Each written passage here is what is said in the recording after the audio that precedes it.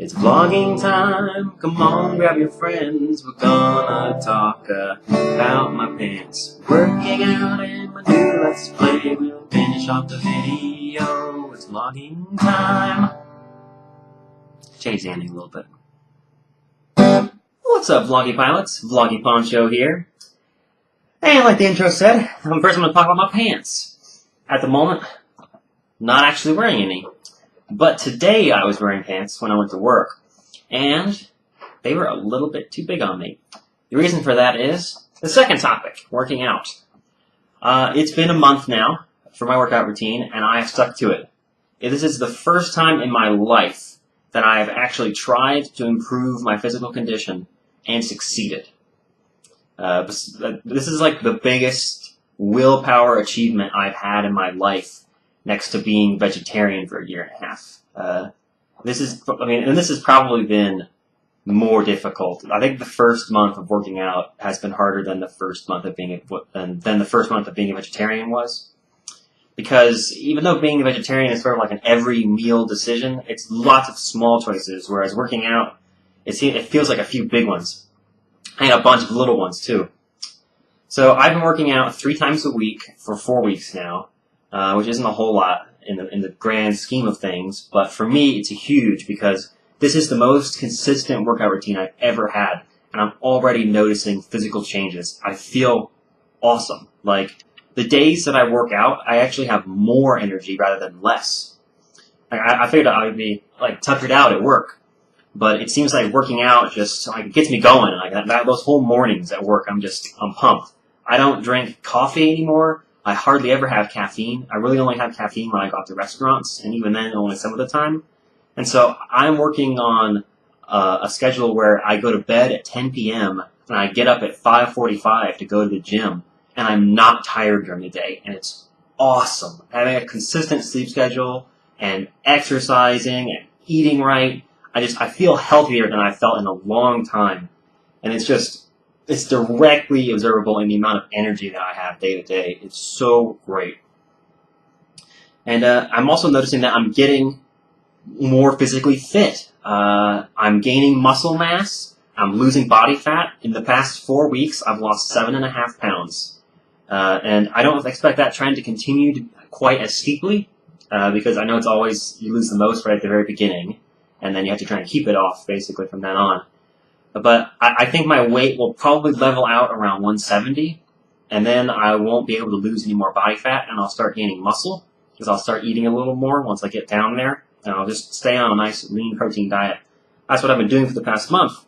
I try to have a net consumption, which is calories eaten minus calories burned and exercise, of 1,500 calories or less a day, which is definitely like a cutting sort of diet, if you know the term, which means that I'm trying to cut body fat off. But that doesn't mean that you can't build muscle at the same time, especially when you're first starting. The two tend to happen together at the beginning. Later on, it's a little bit harder.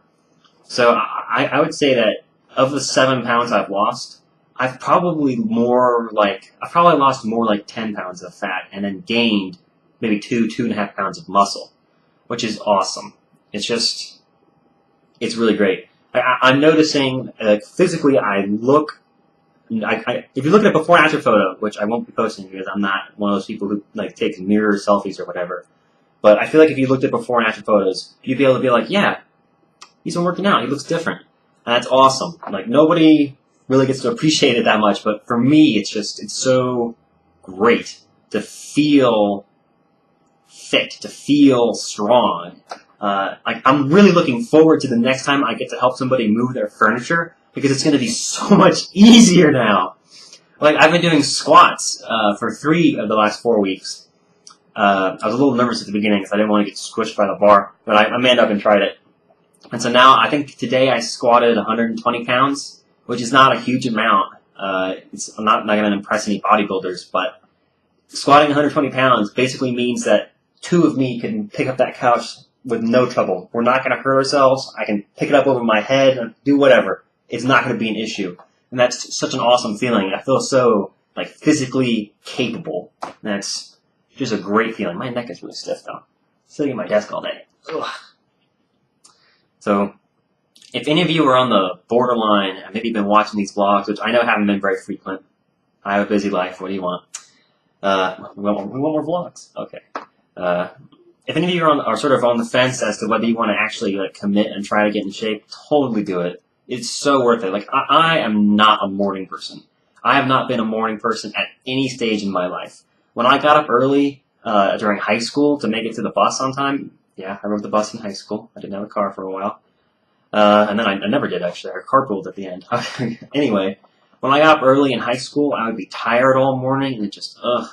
And then in college, I made sure I didn't have any classes at 8 a.m. My earliest class in college was like 9:05. Even then, I was sleeping until like 8.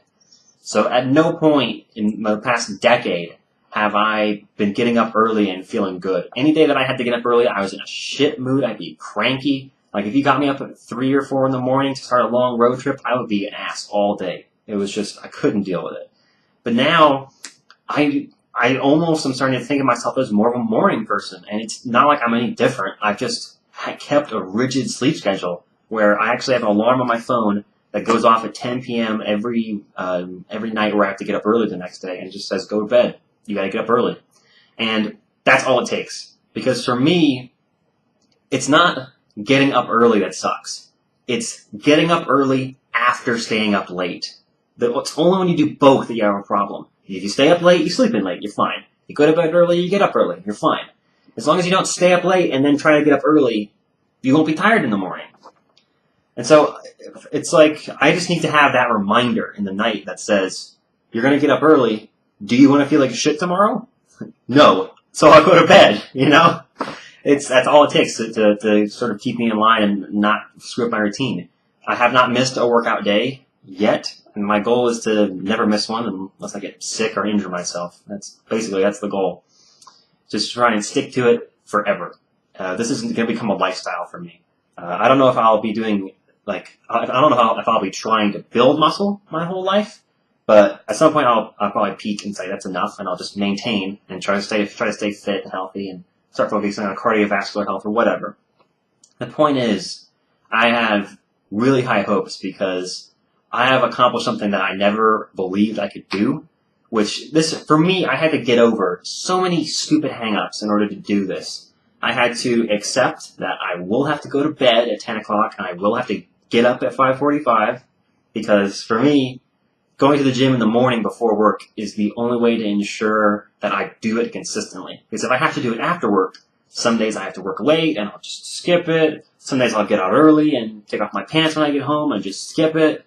Other days, maybe I'll go and it'll be really crowded and just, So I do it in the morning when there's hardly anybody there. I can do it at the same time every time I go. It's really consistent and it keeps me in my routine. So I had to accept the fact that I will be going to bed early and getting up early. I had to accept the fact that I'm not going to be able to eat any kind of junk food I want. I keep myself on a rigid diet where I try to get 100 grams of protein a day and I try to stay around 35 or less grams of fat, which is a very healthy diet with the amount of carbs varying appropriately. Because if you get high protein, low fat diet, your body is able to better metabolize the stuff that you eat into functional body mass. If you eat very little fat and you continue an exercise routine, your body starts to burn off the body fat as long as you don't have excess sugar replacing it. And so, I had to accept that I'm not going to be able to eat donuts and cheese pizza every day. And I've gotten adjusted to it. It's been a month. I've been sticking to my routine remarkably well. I think my net calorie consumption this week has been like 1,200, where I'll eat like 1,600, which is 3 normal sized meals throughout the day. You just have to do good portion control and don't eat anything that's totally junk food.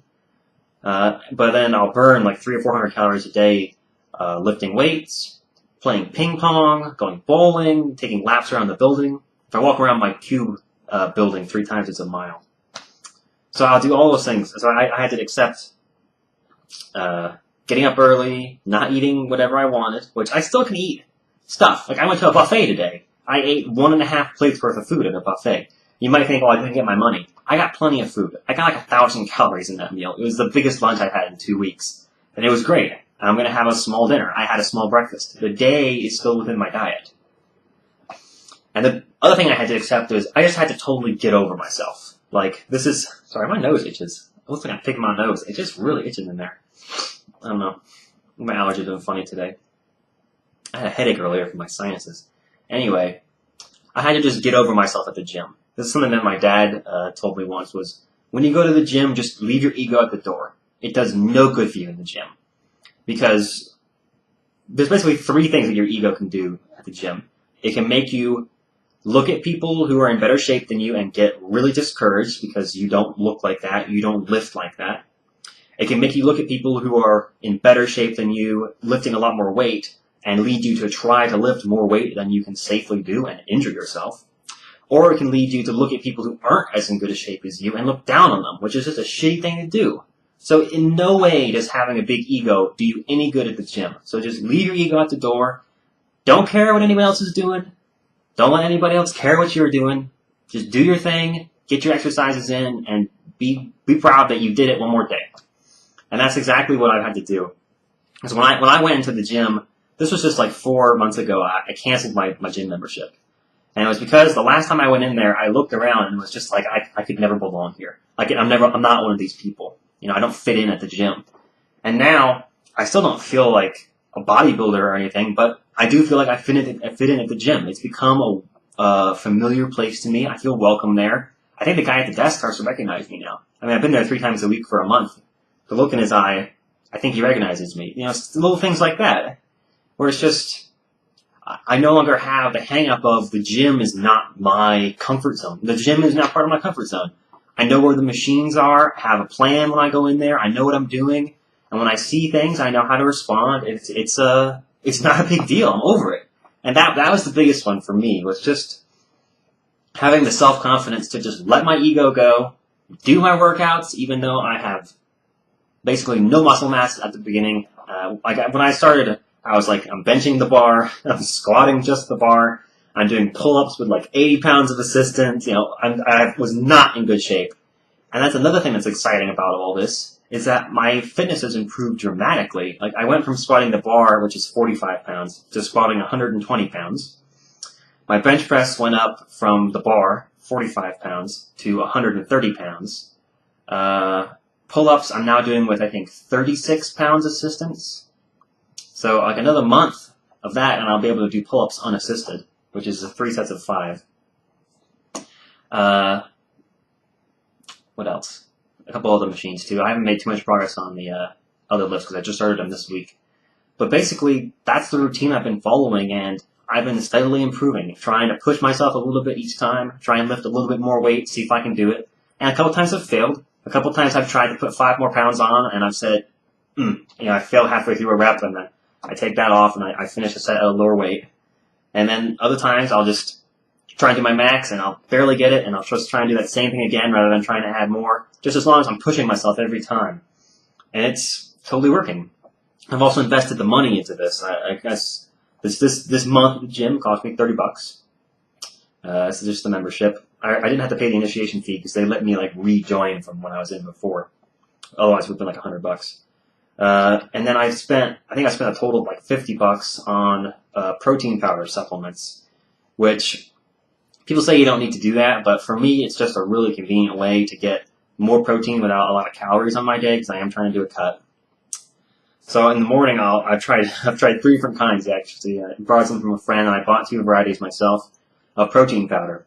And so I got in the habit of the days that I work out, when I come back from the gym, I drink a glass of water and then I have a protein shake, which just consists of 12 ounces of skim milk, fortified with vitamin A and D, a scoop of my protein powder, which is like 30 grams of protein, plus 3 tablespoons of hot cocoa mix, which just makes it amazing and chocolatey.